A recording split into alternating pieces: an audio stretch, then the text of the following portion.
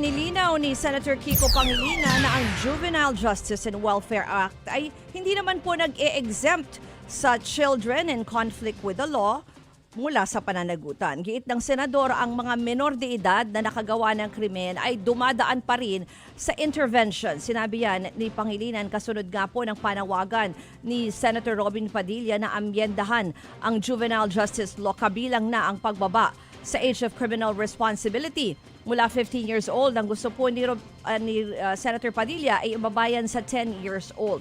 Kasunod nga ng insidente ng pamamaril sa isang paaralan sa Tacloban City kung saan 3 ang nasawi at 11 ang sugatan.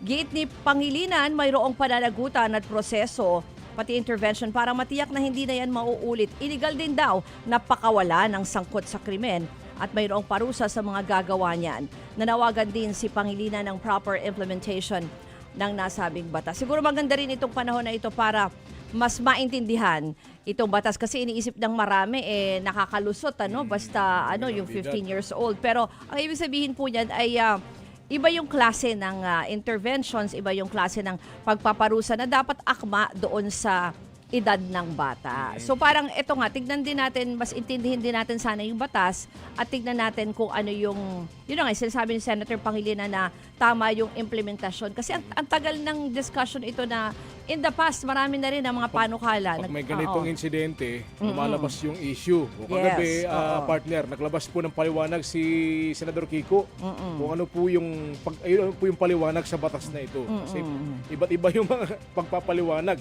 Kasi dapat intindihin din natin na iba ang mindset ng mga bata, iba yung hindi naman sa kanila pwedeng talagang harsh punishment na para sa adults, but at the same time dapat may pananagutan. Oo, pero dapat naaalagaan din sila kung suspect sila or dahil din dun sa edad may special na consideration, pero hindi naman po ibig sabihin na parang na gano'n. So sana mabuksan nga rin yung talakayan tungkol dito sa particular na batas na ito.